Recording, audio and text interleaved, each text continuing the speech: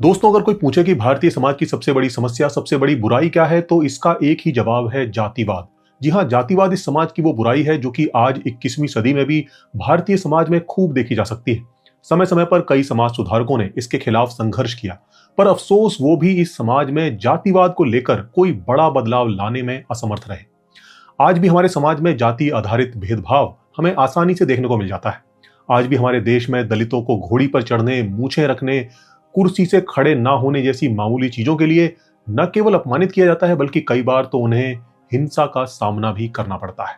यही नहीं, हर साल इसी caste based discrimination and violence के चलते कई लोगों को अपनी जान भी गंवानी पड़ती है। 2022 में पब्लिश हुई नेशनल क्राइम ब्यूरो की रिपोर्ट ये बताती है कि दलितों के उत्पीड़न का आंकड़ा आज भी बढ़ रहा है। 2022 में पूरे देश में टोटल 57,582 केस रजिस्टर्ड हुए, जो कि 2021 में 50,900 थे।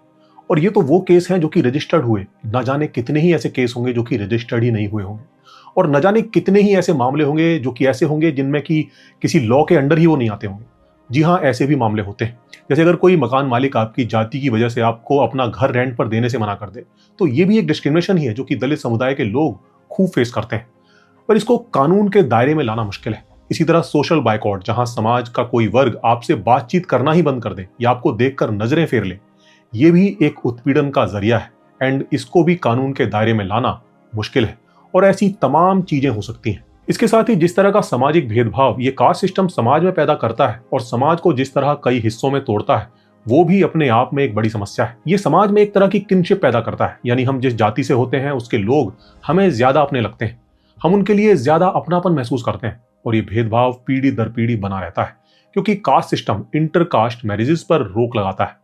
तो कहने का कुल मतलब इतना है कि ये जो कास्ट सिस्टम है उसकी वजह से बहुत सारी चीजें ऐसी होती हैं जो कि हमारे समाज के लिए अच्छी नहीं है। अब सवाल आता है कि जब ऐसा है तो फिर आखिर क्यों हमारा समाज इस दकियानुसी सिस्टम से आजाद नहीं हो पा रहा है? आखिर समस्या कहाँ आ रही है? जबकि आप आज किसी से भी पूछें कि कास्ट के आधार पर ये जो भेदभाव होता है वो सही है या गलत, तो ज्यादातर इसे गलत ही बताते हैं। अगर ऐसा है तो फिर वो कौन से लोग हैं जो कि इस सिस्टम को ना केवल जिंदा रखे हुए हैं, बल्कि उनकी वजह से हर दिन तमाम लोग caste based discrimination and atrocities को झेलते हैं? कहीं ऐसा तो नहीं इसको लेकर ज्यादातर लोगों का व्यवहार दोहरा है, यानी उनके मन के अंदर कुछ और है और वो दिखाते कुछ और है? अगर वास्तव में ऐसा है तो इसकी वजह क्या है? साथ ही जब हम कास्ट सिस्टम पर बात करते हैं तो एक सवाल मन में जरूर आता है कि ये आया कहां से? इस सिस्टम को पहली बार किसने इंट्रोड्यूस किया? ये आइडिया पहली बार किसके दिमाग में आया ये तो हमें पता नहीं चलता, पर अगर कोई भी प्रथा किसी धर्म और संस्कृति का हिस्सा बन जाए तो फिर उससे छुटकारा पाना मुश्किल हो जाता है। और कास्ट सिस्टम जैसी प्रथा के साथ ऐसा ही हुआ है। ये किसी समय में हमारे धर्म और संस्कृति का हिस्सा बन गई, और इसीलिए हिंदू धर्म की कुछ स्क्रिप्चर्स में हमें इसके बारे में काफी डिटेल में मिल जाता है। जैसे मनुस्मृति में अलग अलग कास्ट के लिए क्या क्या रूल्स एंड रेगुलेशंस हैं, इस सब के बारे में काफी डिटेल में दिया गया है। वहां पर ये कास्ट बेस्ड डिस्क्रिमिनेशन इतना क्लियर है कि जिससे इनकार करना बड़ा मुश्किल है। पर आजकल हमें तमाम लोग ऐसा तर्क देते हुए भी मिल जाते हैं कि हिंदू धर्म में कास्ट बेस्ड डिस्क्रिमिनेशन है ही नहीं। जो कुछ भी रेफरेंसेस हमें स्क्रिप्चर्स से मिलते हैं वो सब मिलावट है जो कि बाद में की गई। एक और आर्गुमेंट दी जाती है कि कास्ट सिस्टम तो है पर वो वैसा नहीं है जैसा आमतौर पे पोर्ट्रे किया जाता है। और सबसे बड़ा तर्क जो इस बारे में दिया जाता है वो ये कि हिंदू धर्म में जाति व्यवस्था नहीं बल्कि वर्ण व्यवस्था है, जो कि जन्म से नहीं होती बल्कि कर्म से होती है। यानी आप किस परिवार में पैदा हुए हैं इससे आपका वर्ण डिसाइड नहीं होता, बल्कि आप जो काम करते हैं उससे डिसाइड होता है।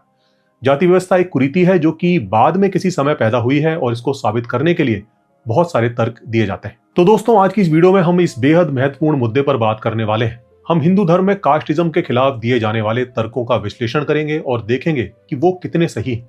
क्या वाकई जाति और वर्ण अलग अलग चीजें हैं, और क्या वर्ण वाकई में कर्म से ही डिसाइड होता है, जन्म से नहीं? और साथ ही हम ये भी समझने की कोशिश करेंगे कि आखिर समाज में मौजूद कास्टिज्म को लेकर समाज के ज्यादातर लोगों का रवैया दोहरा क्यों है?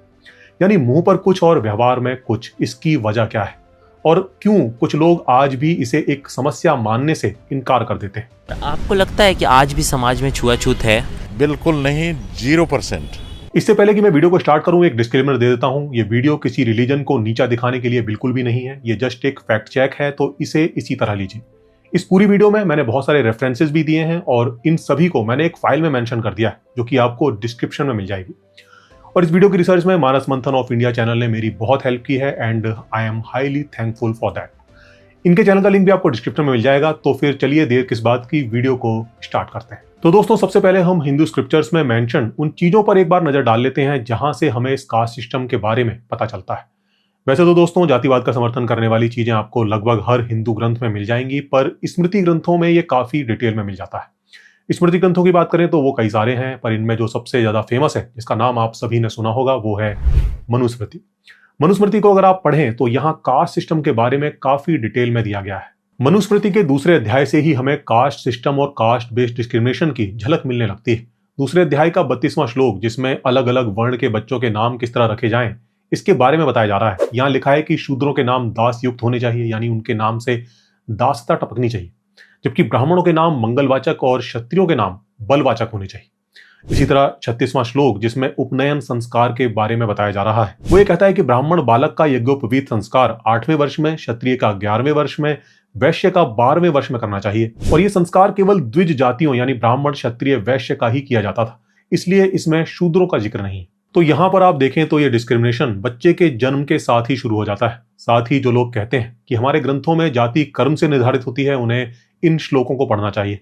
यहां तो बच्चे के जन्म से ही सब कुछ डिसाइड हो रहा है, और ये तो सिर्फ शुरुआत है। मनुस्मृति को जैसे जैसे आप पढ़ते हुए आगे बढ़ेंगे, आपको ऐसे ही तमाम भेदभाव वाले नियम कानून पढ़ने को मिलेंगे। और जी हाँ, यही वजह थी कि डॉक्टर BR अम्बेडकर ने अपने विरोध को जताने के लिए 25 दिसंबर 1927 को मनुस्मृति को जलाया था, जिसे आज भी दलित संगठन मनुस्मृति दहन दिवस की तरह मनाते हैं। मनुस्मृति चूंकि हिंदू धर्म का एक महत्वपूर्ण हिस्सा रही है, क्योंकि जितने भी धार्मिक संस्कार हैं वो सब हमें इसी में मिलते हैं। इसके साथ ही तमाम हिंदू शास्त्रों में मनुस्मृति को एज अ रेफरेंस कोट किया गया है। ऐसे में हिंदू धर्म गुरुओं के लिए इसे सीधे सीधे नकारना पॉसिबल नहीं था। तो कुछ रिफॉर्मिस्ट हिंदू ऑर्गेनाइजेशंस जैसे कि आर्य समाज ने इसका एक रास्ता निकाला।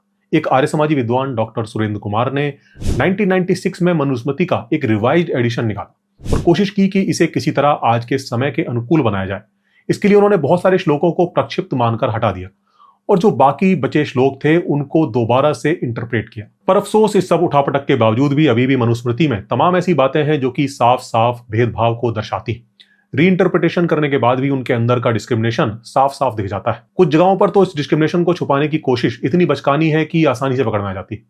जैसे अभी हमने मनुस्मृति के जिन 2 श्लोकों की बात की, इस पर अगर विशुद्ध मनुस्मृति का इंटरप्रिटेशन देखें तो वो कुछ ऐसा है। जैसे 32वां श्लोक, जिसमें बताया जा रहा था कि ब्राह्मण बालक का नाम मंगलवाचक और शूद्र का नाम दास युक्त होना चाहिए, उसके इंटरप्रिटेशन में लिखा है कि ब्राह्मण बनाने के इच्छुक बालक का नाम ऐसा होना चाहिए और शूद्र रखने के इच्छुक बालक का नाम ऐसा होना चाहिए। यानी यहां यह दिखाने की कोशिश की जा रही है कि वर्ण जन्म से निर्धारित नहीं होता, बल्कि इसे अपनी मर्जी से चुना जा सकता है। पर मुझे कोई ये बताए कि एक 10-12 दिन का बच्चा ये चुनाव कैसे करेगा, और उसके माँ बाप भी कैसे करेंगे? 10-12 दिन का बच्चा आगे चलकर क्या बनेगा या क्या बनना चाहेगा, ये आप कैसे डिसाइड कर सकते हैं? क्योंकि इसी अध्याय के 30वें श्लोक में लिखा है कि नामकरण संस्कार 10वें या 12वें दिन होना चाहिए। और फिर अगर ऐसे चुनाव होना होगा तो फिर कोई भी अपने बच्चे को शूद्र क्यों बनाना चाहेगा? भाई, जब किसी प्रेस्टिजियस पोजीशन को चुनने का ऑप्शन सामने हो तो कोई भी किसी इंफीरियर पोजीशन को क्यों चुनेगा? तो यहां साफ साफ पता चलता है कि यह एक बौद्धिक बेईमानी है और कुछ भी नहीं है, क्योंकि मनुस्मृति पर कई और प्राचीन टीकाएं हैं जो कि इसे कंफर्म करती हैं। जैसे एक प्राचीन टीका कुल्लूक भट्ट की है, जिसमें साफ साफ लिखा हुआ है कि शूद्र का नाम दास युक्त रखना चाहिए। यही सेम चीज हमें गृह सूत्रों में भी देखने को मिल जाती है। गृह सूत्र जिन्हें वेदों का अंग माना जाता है, जिनमें घरेलू नियम, कायदे, संस्कार बताए जाते हैं, इनका हिंदू शास्त्रों में एक महत्वपूर्ण स्थान है। इन्हीं में पारस्कर गृह सूत्र, जो कि शुक्ल यजुर्वेद का एक प्रमुख गृह सूत्र है, उसमें भी बच्चों के नाम का यही विधान बताया गया है। पारस्कर गृह सूत्र के प्रथम कांड की 17वीं कंडिका का 4था सूत्र में भी वही हमें सेम चीज लिखी मिलती है जो कि हमें मनुस्मृति में लिखी मिलती है। तो यहां से ये कंफर्म हो जाता है कि वर्ण या जाति, उसका निर्धारण जन्म से ही होता है, कर्म से नहीं। पर हिंदू धर्म में वर्ण का निर्धारण जन्म से नहीं बल्कि कर्म से होता है, ये साबित करने के लिए कुछ लोग गीता का एक काफी फेमस श्लोक कोट करते हैं, चतुर्वर्णम मया सृष्टम गुण कर्म विभागशा। जी हाँ, गीता के 4थे अध्याय का 13वां श्लोक, जिससे तमाम लोग ये साबित करने की कोशिश करते हैं कि वर्ण व्यवस्था कर्म से है, ना कि जन्म से।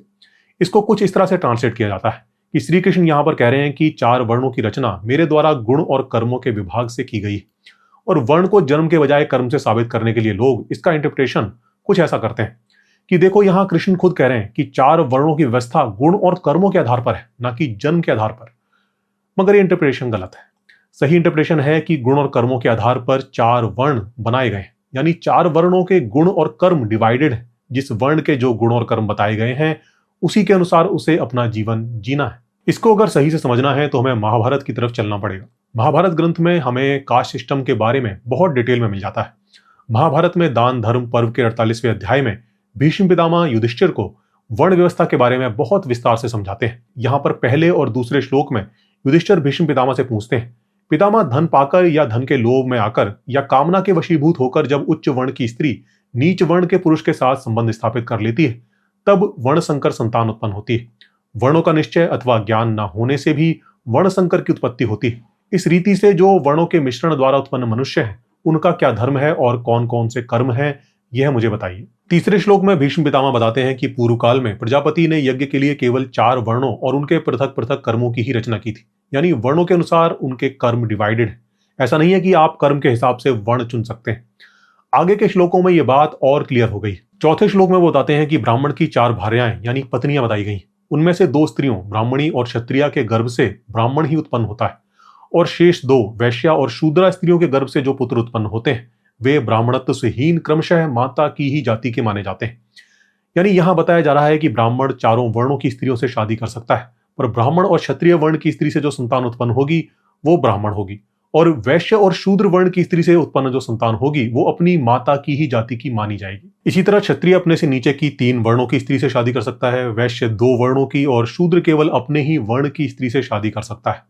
पर अगर कोई अपने से ऊपर की वर्ण की स्त्री से शादी करता है तो वर्ण संकर पैदा होते हैं जिन्हें शूद्रों से भी नीचा माना जाता है। जैसे 9वें श्लोक में बताया गया है कि अगर कोई शूद्र ब्राह्मण क्षत्रिय वैश्य की स्त्री के साथ समागम करता है तो चारों वर्णों द्वारा निंदित वर्ण बहिष्कृत चांडाल आदि को जन्म देता है। तो आप देख सकते हैं कि यहां तो जन्म से ही बच्चे की जाति डिसाइड हो जा रही है। अब कुछ लोग कहेंगे कि चलिए ठीक है, जाति जन्म से डिसाइड हो रही है पर डिस्क्रिमिनेशन तो नहीं है ना। तो चलिए आपको डिस्क्रिमिनेशन भी दिखा देते हैं। इसी अध्याय के 6ठे श्लोक को पढ़िए। यहां लिखा है कि शूद्रा पुत्र यानी जो शूद्र माता के गर्भ से पैदा हुआ है वो सभी उपायों का विचार करके अपनी कुल परंपरा का उद्धार करे। वह अवस्था में ज्येष्ठ होने पर भी ब्राह्मण क्षत्रिय वैश्य की अपेक्षा छोटा ही समझा जाता है। यानी अगर किसी ब्राह्मण ने 4 अलग अलग वर्णों की स्त्रियों से शादी की है तो उसमें से शूद्र वर्ण की स्त्री से उत्पन्न संतान एज में बड़ी होने के बावजूद भी बाकी वर्ण की स्त्रियों से उत्पन्न संतानों से छोटी ही मानी जाएगी। आगे लिखा है कि उसे त्रिवर्णिकों यानी बाकी 3 वर्णों की सेवा करते हुए दान परायण होना चाहिए। 47वें अध्याय में तो पिता की संपत्ति के बंटवारे में भी वर्ण के अनुसार भेदभाव देखने को मिलता है। यहाँ भीष्म पितामह युधिष्ठिर को बता रहे हैं कि ब्राह्मण की अलग अलग वर्णों वाली पत्नियों से पैदा होने वाले पुत्रों के बीच में पिता की संपत्ति का बंटवारा कैसे होना चाहिए। यहाँ 10वें श्लोक से अगर आप पढ़ना शुरू करते हैं तो यहाँ बताया गया है कि ब्राह्मण की ब्राह्मणी पत्नी से जो पुत्र उत्पन्न होता है वह उत्तम लक्षणों से संपन्न ग्रह आदि बैल सवारी तथा अन्य जो श्रेष्ठ पदार्थ हों उन सबको अर्थात पैतृक धन के प्रधान अंश को पहले ही अपने अधिकार में ले ले। फिर ब्राह्मण का जो शेष धन हो यानी इसके अलावा जो कुछ बचा हो उसके 10 भाग करने चाहिए और फिर उसमें से भी पुनः 4 भाग उस ब्राह्मणी के पुत्र को ही ले लेने चाहिए। और फिर आगे बताया गया है कि क्षत्रिय का पुत्र भी ब्राह्मण ही होता है, इसमें संदेह नहीं है। वह माता की विशिष्टता के कारण क्योंकि उसकी माता ब्राह्मणी नहीं थी इसलिए पैतृक धन का केवल 3 भाग लेने का अधिकारी है। इसी तरह बताया गया कि वैश्य माता के पुत्र को 2 भाग और शूद्र माता के पुत्र को केवल 1 भाग ही देना चाहिए। वो भी पिता अगर देना चाहे तो ही लेना चाहिए, वरना उसको भी लेने का उसे अधिकार नहीं है। 48वें चैप्टर को अगर आप पूरा पढ़ें तो इसमें अलग अलग वर्णों की पोजीशन और 2 अलग अलग वर्णों के मिलन से पैदा हुए वर्ण संकरों की सामाजिक स्थिति और उनको क्या क्या काम करने चाहिए ये सब बड़ी डिटेल में बताया गया है। 36वें श्लोक में तो यह भी बताया गया है कि वर्ण संकर संतानें अपने पिता को नरक में ले जाने वाली होती हैं। यहां लिखा है कि वर्ण से बाहर की जातियों में बुद्धिमान मनुष्य को सोच समझकर ही संतान उत्पन्न करनी चाहिए, क्योंकि नीच योनि में उत्पन्न हुआ पुत्र भवसागर से पार जाने की इच्छा वाले अपने पिता को उसी तरह डुबोता है जैसे गले में बंधा हुआ पत्थर तैरने वाले मनुष्य को पानी के अतल गर्त में निमग्न कर देता है।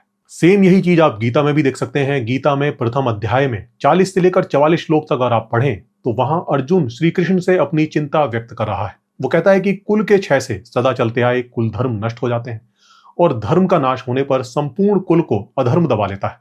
हे कृष्ण, अधर्म के अधिक बढ़ जाने पर कुल की स्त्रियां दूषित हो जाती हैं। हे वाष्णेय, स्त्रियों के दूषित हो जाने पर वर्ण संकर पैदा होते हैं। वर्ण संकर कुलघातियों और कुल को नरक में ले जाने वाले होते हैं। श्राद्ध तर्पण न मिलने पर इनके पितर भी अपने स्थान से गिर जाते हैं। इन वर्ण संकरों से पैदा हुए दोषों से कुलघातियों के सदा से चलते आए कुल धर्म और जाति धर्म नष्ट हो जाते हैं। हे जनार्दन, जिनके कुल धर्म नष्ट हो जाते हैं उन मनुष्यों का बहुत समय तक नरक में वास होता है, ऐसा हम सुनते आए हैं। तो यहां भी वर्ण संकरों के बारे में जो कुछ लिखा है वो बड़ा क्लियर है। अगर वर्ण अपनी मर्जी से चुना जा सकता तो फिर वर्ण संकरता की निंदा की तो कोई बात ही नहीं होनी चाहिए। पर अगर शास्त्र वर्ण संकरों की निंदा कर रहे हैं तो उसका सीधा सा मतलब है कि वो ब्लड की प्यूरिटी को मान रहे हैं। वर्ण कर्म से नहीं बल्कि जन्म से ही है, इसका एक बहुत अच्छा उदाहरण गीता में ही मिल जाता है। गीता के 9वें अध्याय का 32वां श्लोक, यहां तो स्त्रियों को भी पाप योनि कहा गया है। इसके शंकर भाष्य को अगर आप पढ़ें तो वहां लिखा है कि क्योंकि हे पार्थ, जो कोई पाप योनि वाले हैं अर्थात जिनके जन्म का कारण पाप है, वे स्त्री वैश्य शूद्र भी मेरी शरण में आकर परम गति को प्राप्त होते हैं। अब यहां पर कुछ लोग कहते हैं कि हमें कई शास्त्रों में ऐसे उदाहरण भी मिलते हैं जहां वर्ण को जन्म से नहीं बल्कि कर्म से बताया गया है। इसके लिए एक बड़ा फेमस श्लोक है जो कि बहुत ज्यादा कोट किया जाता है, जन्मना जायते शूद्रः संस्कारात् द्विज उच्यते। ये श्लोक कई जगहों पर मिलता है। यही श्लोक हमें स्कंद पुराण के 6ठे खंड में नगर कांड के 239वें अध्याय में भी मिलता है। इस अध्याय का ये 31वां श्लोक है। इसका अनुवाद कुछ ऐसा है कि कोई व्यक्ति जन्म के समय शूद्र के जैसा होता है, संस्कारों के बाद ही वो द्विज बनता है। तो यहां लोग कहते हैं कि देखो, यहां तो कहा जा रहा है कि संस्कारों की वजह से कोई शूद्र भी द्विज बन सकता है। पर इस क्लेम की सच्चाई तब खुलती है जब हम इस श्लोक के पूरे कॉन्टेक्स्ट को समझते हैं। दोस्तों, यहां जो संस्कार की बात की जा रही है उसका मतलब यहां एजुकेशन से या मोरल वैल्यूज से नहीं है, बल्कि ये धार्मिक संस्कारों की बात हो रही है। हिंदू धर्म में 16 संस्कारों के बारे में बताया गया है। इनमें से एक संस्कार यज्ञोपवीत संस्कार है जो कि सिर्फ द्विजों का होता है। द्विज यानी ब्राह्मण, क्षत्रिय और वैश्य। यहां इसी संस्कार की बात हो रही है, क्योंकि जब हम इसी श्लोक को आगे पढ़ते हैं तो इसका अनुवाद कुछ ऐसा है, श्राप देने और आशीर्वाद देने की शक्ति, क्रोध करने और प्रसन्न होने की सामर्थ्य और तीनों लोकों में प्रमुख होने का दर्जा केवल ब्राह्मणों के पास है। आगे के श्लोक कहते हैं कि ब्राह्मण के समान कोई और संबंधी नहीं है, तीनों लोकों में ब्राह्मण के समान कोई और नहीं है। यदि भगवान जनार्दन के सोने के समय किसी ब्राह्मण को यज्ञोपवीत दिया जाए तो पूरा ब्रह्मांड ब्राह्मणमय हो जाता है, इसमें कोई संदेह नहीं। यहां लास्ट लाइन पर गौर कीजिए, यहां ब्राह्मण को यज्ञोपवीत देने की बात हो रही है। ऊपर की लाइनों में भी ब्राह्मण की महिमा गाई गई है। यज्ञोपवीत संस्कार विद्या अध्ययन शुरू करने से पहले किया जाता है, यानी यहां तो विद्या अध्ययन शुरू करने से पहले ही उसे ब्राह्मण मान लिया गया है। तो इसका मतलब यह है कि शूद्र का मीनिंग यहां सिंबॉलिक है, ना कि लिटरल। यानी कहा जा रहा है कि यज्ञोपवीत से पहले वो शूद्र के जैसा होता है और यज्ञोपवीत के बाद ही द्विज बनता है। पर यही केवल एक रेफरेंस नहीं है। वर्ण परिवर्तन को साबित करने के लिए कुछ और रेफरेंसेस भी दिए जाते हैं। जैसे मनुस्मृति के 10वें अध्याय का 65वां श्लोक एक बहुत फेमस रेफरेंस है जो कि अक्सर दिया जाता है, शूद्रो ब्राह्मणतामेति ब्राह्मणश्चैति शूद्रताम। यानी इस तरह शूद्र ब्राह्मण बन जाता है और ब्राह्मण शूद्र बन जाता है। इसे दिखाकर कहा जाता है कि देखो, यहां तो कर्म से वर्ण परिवर्तन हो रहा है। पर मैं आपको बता दूं कि पिछले श्लोक की तरह ही यहां भी कॉन्टेक्स्ट को गायब करके चेरी पिकिंग की गई। कैसे, आइए दिखाता हूं। इस श्लोक के कॉन्टेक्स्ट को अगर समझना है तो इससे पहले वाला श्लोक पढ़ना चाहिए। कुल्लूक भट्ट, जो कि मनुस्मृति के एक फेमस कमेंटेटर है, उनकी श्लोक पर कमेंट्री को अगर आप पढ़ें तो इससे पहले वाले श्लोक यानी 64वें श्लोक में लिखा है कि ब्राह्मण वर्ण के व्यक्ति से शूद्र स्त्री में उत्पन्न हुई इन कन्याओं की अगर 7 पीढ़ियां निरंतर ब्राह्मण से विवाह करती हैं तो 7वीं पीढ़ी की संतान ब्राह्मण जाति को प्राप्त हो जाती है। आई थिंक आप समझ गए होंगे कि यहाँ क्या बात की जा रही है। मतलब कोई ब्राह्मण किसी शूद्र स्त्री से विवाह करके कोई लड़की को जन्म देता है और फिर वो लड़की भी आगे चलकर किसी ब्राह्मण से शादी करके किसी लड़की को जन्म दे और फिर वो लड़की भी आगे चलकर किसी ब्राह्मण से शादी करके लड़की को जन्म दे। और ऐसे करते करते जो 7वीं पीढ़ी आएगी, 7वीं पीढ़ी में जो लड़की पैदा होगी वो ब्राह्मण बन जाएगी। अब जब आप अगला श्लोक पढ़ेंगे जिसे एज अ रेफरेंस पेश किया जाता है तो आपको सारा माजरा समझ आ जाएगा। इस तरह शूद्र भी ब्राह्मण बन जाता है और ब्राह्मण भी शूद्र बन जाता है।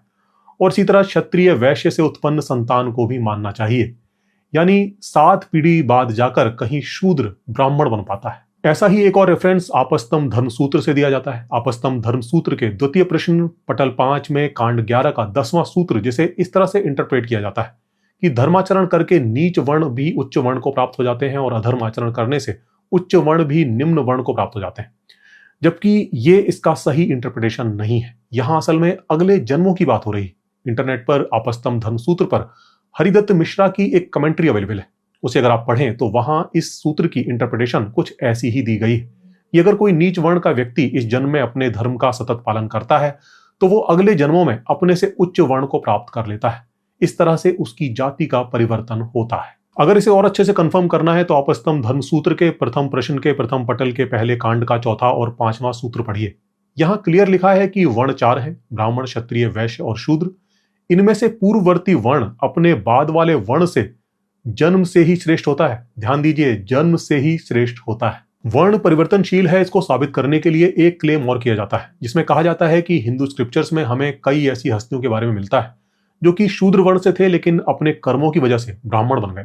जैसे कुछ ऋषि हैं, विश्वामित्र, मतंग मुनि, ऐत्रेय महिदास, ऋषि अल्यूष।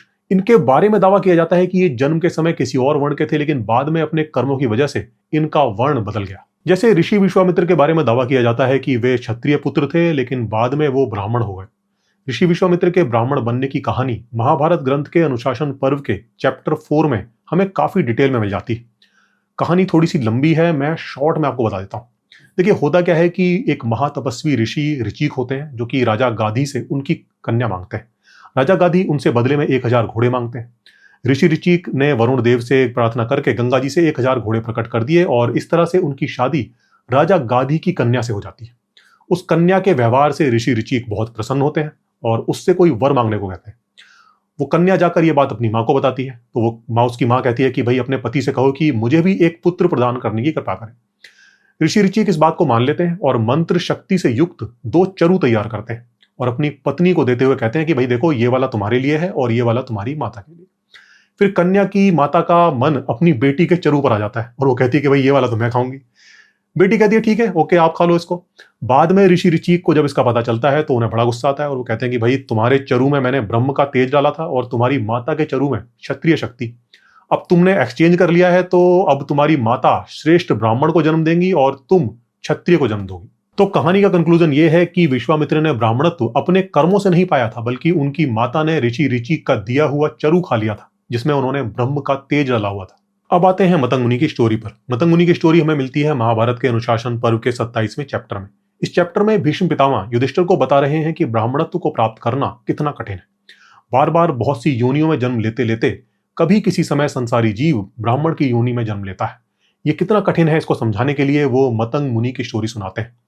मतंग मुनि के माता पिता ब्राह्मण ही होते हैं लेकिन उन्हें एक गधी से पता चलता है कि उनकी माता ने अपनी युवावस्था में एक शूद्र से मिलन के जरिए उन्हें जन्म दिया था, इसलिए वो ब्राह्मण नहीं है बल्कि एक चंडाल है।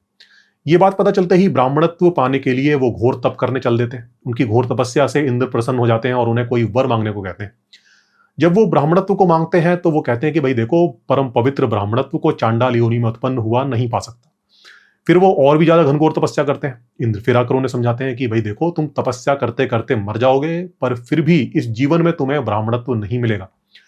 पशु पक्षी की योनि से जब कोई जीव मनुष्य की योनि में जाता है तो पहले वो चांडाल योनि में जन्म लेता है और फिर बहुत टाइम तक उसी योनि में जन्म लेता रहता है। तब कहीं जाकर 1000 साल बाद वो शूद्र की योनि में जन्म लेता है और फिर उसमें भी हजारों साल तक चक्कर लगाता रहता है। फिर ऐसे करते करते एक एक योनि को पार करता हुआ वो लास्ट में ब्राह्मण की योनि तक पहुंचता है। और तुम इसको इतने हल्के में ले रहे हो, बेहतर है कि तुम कुछ और मांग लो और इसको भूल जाओ। इसी तरह फिर मतंग मुनि और भी कड़ी तपस्या करते हैं पर हर बार इंद्र उन्हें ब्राह्मणत्व के लिए मना करते हैं। लास्ट में फिर जाकर उन्हें बात समझ में आती है कि भैया इस जन्म में ब्राह्मणत्व नहीं मिल सकता। तो फिर वो इंद्र से कहते हैं भैया फिर जो भी मेरा पुण्य शेष है उससे मुझे वर प्रदान कर दो। और फिर वो कहते हैं कि मुझे इच्छाधारी देवता बना दो जिसकी सब ओर पूजा हो और मेरी अक्षय कीर्ति का विस्तार हो। और फिर वो इंद्र उन्हें ये वरदान दे देते हैं। कहने का मतलब है कि इतनी तपस्या करने के बाद भी मतंग मुनि अपने जीवन में ब्राह्मण नहीं बन पाए। अब बात करते हैं ऐत्रेय महिदास की। इनके बारे में क्लेम किया जाता है कि वो शूद्र से ब्राह्मण बन गए। ये सरासर झूठ है। स्कंद पुराण के कुमारी खंड में ऐत्रेय महिदास की जन्म की कथा मिल जाती है। यहाँ हमें पता चलता है कि वो पूर्व जन्म में शूद्र थे। मंत्र जाप के प्रभाव से अगले जन्म में वो एक ब्राह्मण मांडूक के यहाँ पैदा हुए। कुछ लोग ऐसा भी क्लेम करते हैं कि उनकी माँ एक शूद्र थी, पर यह क्लेम भी गलत है क्योंकि हमें ऐसा कहीं भी पढ़ने में नहीं आता कि उनकी माँ शूद्र थी। तो ये क्लेम भी झूठा है। अब आते हैं ऋषि अल्यूष पर। तो जहां तक ऋषि अल्यूष की बात है तो सायणाचार्य ऐत्रेय ब्राह्मण के भाष्य में लिखते हैं कि ऋषि अल्यूष को दासी पुत्र निंदा के अर्थ में कहा गया है, न कि वास्तविकता में वो दासी पुत्र है। जैसा कि आपने देखा होगा कि कुछ लोग किसी को गाली देने के लिए जाति सूचक शब्दों का इस्तेमाल करते हैं, तो इसका मतलब ये नहीं होता कि उस व्यक्ति की जाति वही है। कुछ लोग वर्ण को कर्म से साबित करने के लिए एक आर्गुमेंट देते हैं कि वर्ण का मतलब ही होता है चुनना। वो ये कहते हैं कि वर्ण व्री धातु से बना है जिसका मतलब होता है पसंद करना, चयन करना। वैसे बात सही है कि व्री धातु का एक अर्थ पसंद करना, चयन करना भी हो सकता है, पर प्रत्यय लगने के बाद इसका संस्कृत में अर्थ पसंद करना नहीं बल्कि रंग, आवरण और जाति के रूप में ही देखने को मिलता है। वैदिक कोश जहां वेदों में इस्तेमाल होने वाले शब्दों का संग्रह है वहां कहीं भी वर्ण का अर्थ पसंद करना नहीं दिया गया है। संस्कृत हिंदी डिक्शनरी आपटे कोश में भी वर्ण का अर्थ पसंद करना, चयन करना नहीं दिया गया है।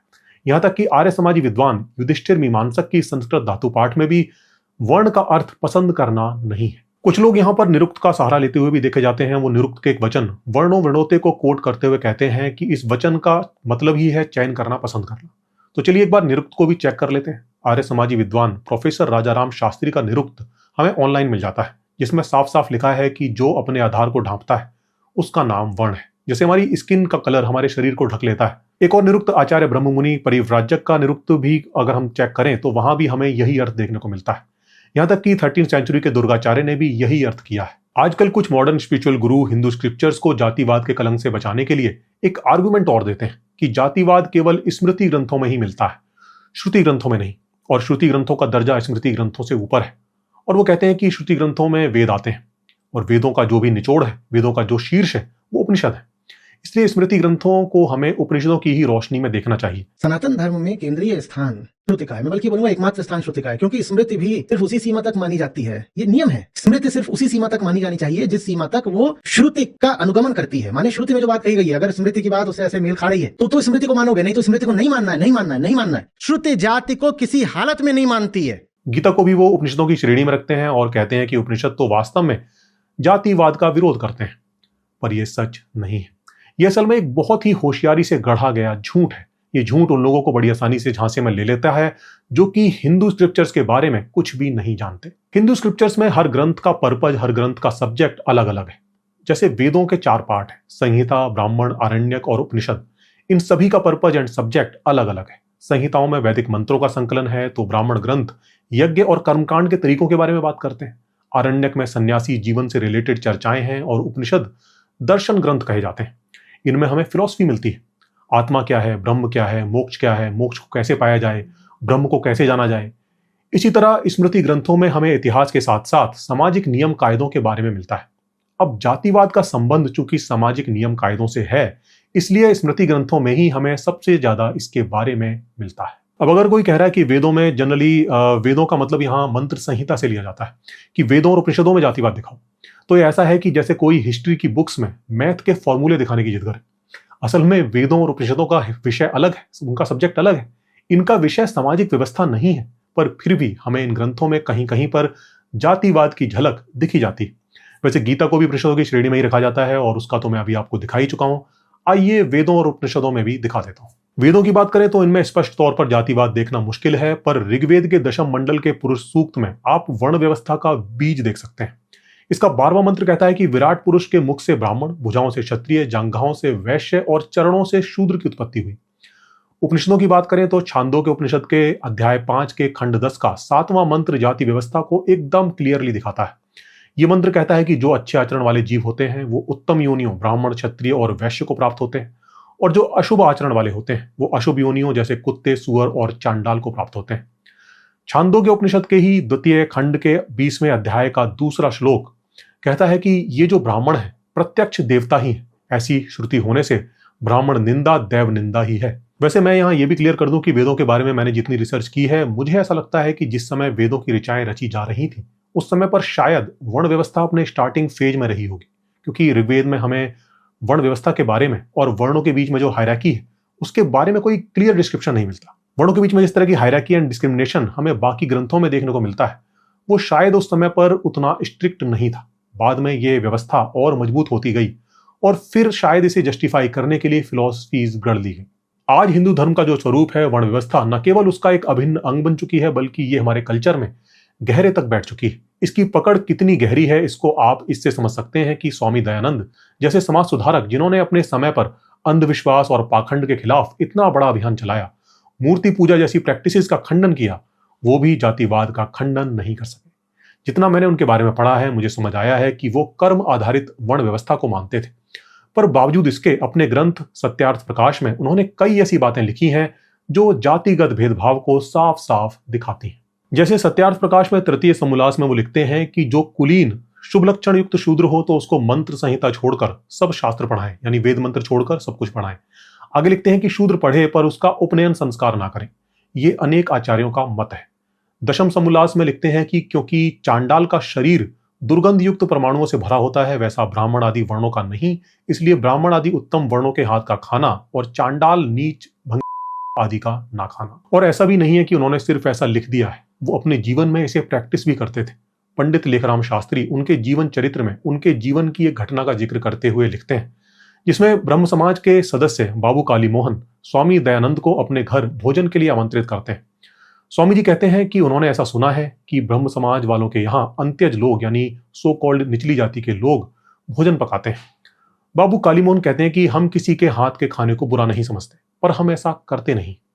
तो स्वामी जी जवाब देते हैं कि यदि आप मन से ऐसा मानते हैं और ऐसा करते नहीं हैं तो हम खा लेंगे। अगले दिन जब वो खाने के लिए पहुंचते हैं तो उन्हें पता चलता है कि उनके साथ धोखा हुआ है और वो खाने को मना कर देते हैं और अपने घर से लाया हुआ खाना ही खाते हैं। दोस्तों, इसे बताने का पर्पज सिर्फ इतना है कि आप समझ सकें कि जातिवाद की पकड़ कितनी गहरी है। आपने देखा होगा कि कुछ लोग पूछने पर तो इसे गलत बताते हैं, इसका विरोध भी करते हैं, पर उनके अंदर से फिर भी यह जातिवाद जाता नहीं। और यही वजह है कि इसको मिटाने के सभी प्रयासों के बावजूद आज भी ये हमारे समाज से जाने का नाम नहीं ले रहा है। इसका एक रीजन ये भी है कि हमने अभी तक अपने समाज की इस बीमारी को एक्सेप्ट ही नहीं किया है। हम सिर्फ ऊपर ऊपर से इस पर बात करते रहते हैं। हम लगातार ऐसे बहाने ढूंढने में लगे रहते हैं ताकि खुद को ये दिलासा दे सकें कि ये बीमारी अब है ही नहीं, या कम से कम हमारे धार्मिक ग्रंथों में तो बिल्कुल नहीं। और जब हमें कोई ये साबित करके दिखा देता है कि हमारे सभी धर्म ग्रंथ जातिवाद से मुक्त हैं, तो हम भी इस बीमारी की चिंता से मुक्त होकर आराम से सो जाते हैं, क्योंकि तब हमें खुद को संतुष्टि देने का एक बहुत अच्छा बहाना मिल जाता है कि देखो हमारे धर्म में तो जातिवाद है ही नहीं, और ये जो लोग जातिवाद कर रहे हैं वो सच्चे हिंदू नहीं है। इसे ट्रू स्कॉटमैन फैलेसी कहते हैं।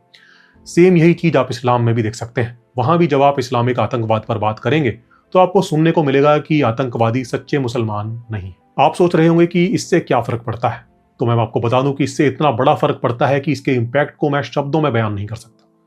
असल में होता क्या है कि हमारा जो ब्रेन है वो किसी चीज को तब तक बहुत ज्यादा गंभीरता से नहीं लेता जब तक हमारे अस्तित्व के लिए कोई संकट ना खड़ा हो जाए। अपनी धार्मिक आस्थाओं से भी चूंकि हमारा गहरा जुड़ाव होता है, इसलिए आस्था पर आए संकट को भी हमारा ब्रेन अस्तित्व पर आए संकट की तरह ही लेता है। जब हमें कहीं से ये संतुष्टि मिल जाती है कि हमारी आस्था सुरक्षित है, तो फिर हम भी उस समस्या के बारे में ज्यादा नहीं सोचते। इससे होता यह है कि हम बीमारी को पहचानने और जमीनी स्तर पर उतरकर उसे दूर करने की कोशिश करने के बजाय बड़े बड़े आदर्श गढ़कर संतुष्ट हो जाते हैं, और फिर वो चीज हमारी टू डू लिस्ट से गायब हो जाती है। क्योंकि जो लोग जातिवाद कर रहे हैं वो तो फिर हमारे हिसाब से हिंदू ग्रंथों की शिक्षाओं के खिलाफ काम कर रहे हैं। इसका मतलब वो सच्चे हिंदू हैं ही नहीं, और जब वो हिंदू हैं ही नहीं और जब वो हमारे रिलीजियस फोल्ड में आते ही नहीं, तो ऐसे अधार्मिक लोगों की चिंता हम क्यों करें? भाड़ में जाए वो। जो वास्तविक हिंदू है वो तो जातिवादी नहीं है ना, और तो फिर टेंशन किस बात की? अब शायद आपको इसका इंपैक्ट समझ में आ रहा होगा। अभी भी समझ में नहीं आया तो इसे रिपीट करके 2-3 बार अच्छे से सुनिए। हमने अपने देश में, अपने समाज में मौजूद हर समस्या के लिए ऐसे ही तर्क गढ़ रखे हैं। आप नदियों की बात कीजिए जो कि नालों में बदलती जा रही हैं, तो आपको जवाब मिलेगा कि हम तो नदियों को पूजते हैं। आप वुमेन सेफ्टी की बात कीजिए, वहां भी यही सुनने को मिलेगा कि हमारे धर्म में तो नारियों की पूजा होती है। इस तर्क से होता यह है कि हम खुद को और अपने धर्म को समस्या से अलग कर लेते हैं, और फिर जमीन पर कुछ भी होता रहे हमें फर्क नहीं पड़ता। हमारी इन्हीं हरकतों की वजह से आज इस देश की हवा, पानी, समाज सब कुछ पॉल्यूटेड हो चुका है। कुछ लोग आजकल जातिवाद को हिंदुओं के अस्तित्व पर आए संकट की तरह पेश करके जातिवाद को मिटाकर हिंदुओं को एक करने की कोशिश कर रहे हैं, जैसे बागेश्वर धाम के धीरेन्द्र शास्त्री, जो कि आजकल रैलियां निकालकर लोगों से जात पात की विदाई करने को कह रहे हैं।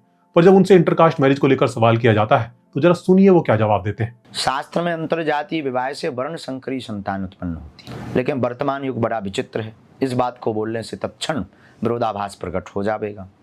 तो भाई इसमें तो यही उपाय उपचार है कि जिसका मन जहाँ लगे सो ठीक है, पर प्रयत्न ये करना चाहिए कि हमारे माता पिता और गुरु आज्ञा से हमारा विवाह हो और हमारे परिवार से संबंधित हो, तो निश्चित रूप से समाज से संबंधित होगा, उत्तम होगा। लेकिन सनातन को एकत्रित करने के लिए, हिंदुओं को एकत्रित करने के लिए अब जात पात से ऊपर उठना चाहिए। इसलिए वर्तमान की परिस्थिति को देखते हुए सर्वग्राह्य रूप से स्वीकार। वो साफ साफ कह रहे हैं कि शास्त्र मत यही है कि वर्ण संकरी संतान से बचने के लिए अपनी जाति में ही विवाह करना चाहिए, पर चूंकि अभी राष्ट्र और धर्म पर संकट है तो अभी के लिए छूट है। तो ये तो जहरीले पौधे को जड़ से उखाड़ने के बजाय उसकी टहनियों की कटाई छटाई करने जैसी बात है, ताकि सही समय आने पर वो दोबारा फल फूल सके। दोस्तों, जातिवाद इतना बड़ा सब्जेक्ट है जिस पर अभी भी बहुत कुछ बोला जा सकता है, लेकिन वीडियो के समय की सीमा का भी ध्यान रखना पड़ता है। दोस्तों, इस समस्या से भागने से, इसे कारपेट के नीचे खिसकाने से काम नहीं चलेगा। किसी प्रॉब्लम को सॉल्व करने का सबसे पहला स्टेप होता है उस प्रॉब्लम को एक्सेप्ट करना, पर अफसोस हम तो अभी पहले स्टेप पर ही अटके हुए हैं। हम तो आज भी इसे एक समस्या मानने को तैयार ही नहीं। हम तो आज भी इसे नकारने के लिए तरह तरह के बहाने बनाकर खुद को ही धोखा देने की कोशिश कर रहे हैं। ऐसे में जबकि हम जातिवाद को खत्म करने के लिए पहला स्टेप लेने को भी तैयार नहीं है, तो फिर फ्यूचर में ये समस्या कम होगी, इसकी उम्मीद करना भी बेमानी है, और जो कि आंकड़ों में दिख भी रहा है। तो मैंने सच्चाई आपके सामने रख दी है, अब आप सोचिए कि आगे क्या करना है। अंत में अगर मेरी बातों से किसी की भावनाओं को ठेस पहुंची हो तो उसके लिए सॉरी, पर क्या करूं, सच कड़वा ही होता है। तो दोस्तों, that's all for this video. आपने इस वीडियो को लास्ट तक देखा, इसके लिए आपका शुक्रिया, और साथ ही चैनल मेंबर्स और सपोर्टर्स का भी शुक्रिया, जिनके सपोर्ट की वजह से मैं ये कंटेंट आप तक पहुंचा पाता हूं। आप भी चैनल को सपोर्ट करना चाहते हैं तो उससे रिलेटेड सारी जानकारी आपको डिस्क्रिप्शन में मिल जाएगी। तो दोस्तों, आपसे जल्द होगी मुलाकात एक और नई वीडियो के साथ। तब तक के लिए नमस्कार।